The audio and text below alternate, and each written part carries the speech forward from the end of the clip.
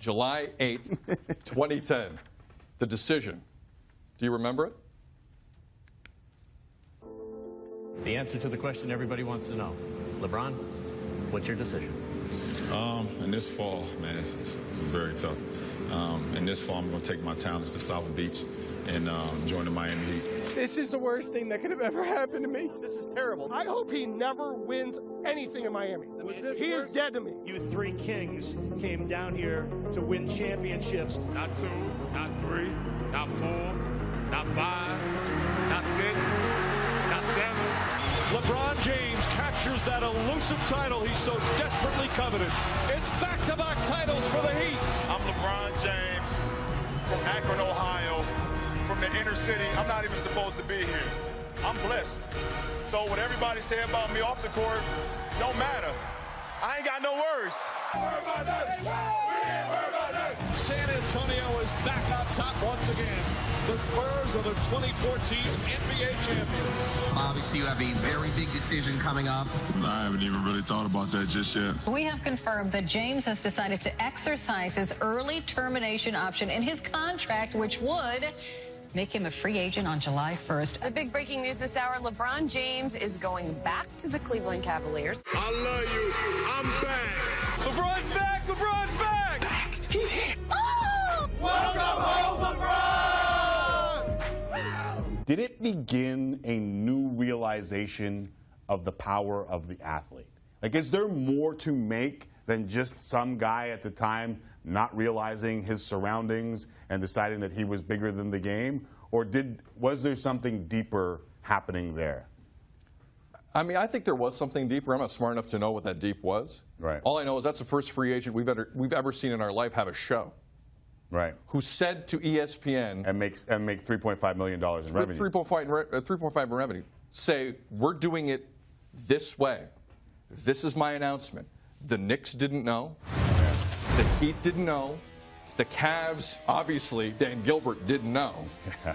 He kept this thing so under wraps, and the hype on this was so ridiculous. I really don't think, Tim, you're going to be hard-pressed to relive that type of moment in any other sport. And I don't think another athlete For good and bad. Like, I don't think an athlete would want to go down that road. No. Because the residue off that was, he felt that for 18 months, maybe longer. It was also a point in time, too, when a lot of old school folks said, you know what, enough's enough. Like, I've had it with this new age of sports and this new age of guys thinking that they're bigger than the game. Like, it became the hate that was for LeBron James was unlike any other athlete that I've ever seen, for someone who didn't really do anything, right? Like, he didn't do anything but leave as a free agent. But if, you know, it's going to be a multi-billion-dollar industry, then players got to get their share of that multi-billion-dollar industry. You know what the one piece of information that I think came out of this that made it feel like it was a new realization of power of the athlete? Chris Paul's move to Los Angeles being ixnayed by David Stern because the owners were pissed, right? Like, remember, that was because, oh, doctor, we're going to have big threes assembling everywhere. Not a Western Conference big three. We can't have this, right? Can't have that. It was Powell, Chris Paul, and Kobe. Like, let's remember what was about to happen. Right. And all of a sudden, it couldn't happen. Out of nowhere. Out of nowhere. David Stern woke up one morning and said, you know what?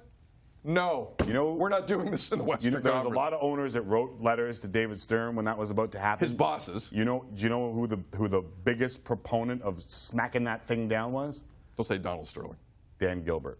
Dan Gilbert was the dude. I also saw a pretty good article from TriangleOffense.com that talked about the things that we forgot about the decision. Would you like to hear some of the things that we forgot? I've forgotten a lot about the decision. Shoot. The letter from Dan Gilbert was the big thing, but we didn't forget that. What we forgot was the little thing he did surrounding the letter. Did you know that Dan Gilbert he owns Fathead. You know what Fathead is, besides me? The Fatheads that go on walls. Yeah, there's stickers that go on walls. Yes. He lowered the prices for LeBron wall stickers to $17.41. Now you might wonder, who cares, $17.41?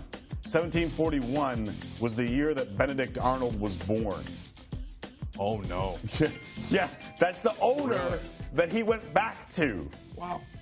All right? That's Is good. that good? Keep going. That's really good. The Nets were one of the teams close to getting LeBron. If you remember, it was Mikhail Prokhorov, and he was going to throw big money. They wanted a big three. They ended up with a big three. Wasn't the one that they had in mind. Travis Outlaw, 5 years, $35 million. Jordan Farmar, 3 years, $12 million. Johan Petro, 3 years, $10 million.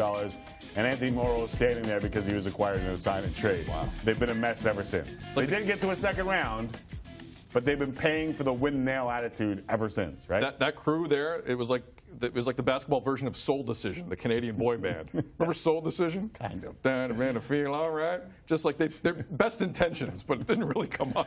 Sid Seixeiro, the aficionado of Canadian boy bands. Someone out there knows thing Soul number Decision. 3 we forgot. LeBron joined Twitter for the first time just days before the decision. He now has 22 million followers on Twitter. And remember, people thought, is he going to use this to make the decision? He had 90,000 followers before he sent out a tweet.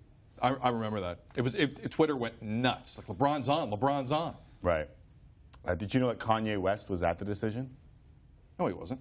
Kanye West was not only at the decision, he fell asleep at the decision and left before LeBron made his announcement. His plan was he was going to go on stage and say, I'm sorry, but this other decision was the greatest decision of all time. Right. And finally, everyone thinks that the burning of the jersey was the most iconic thing about what happened in Cleveland. That wasn't the most iconic photo. And again, I'll give credit to TriangleOffense.com. The most iconic photo of LeBron James' decision was the LeBron James grandmother's fan club reacting to his announcement. And is the pain of Cleveland encompassed there?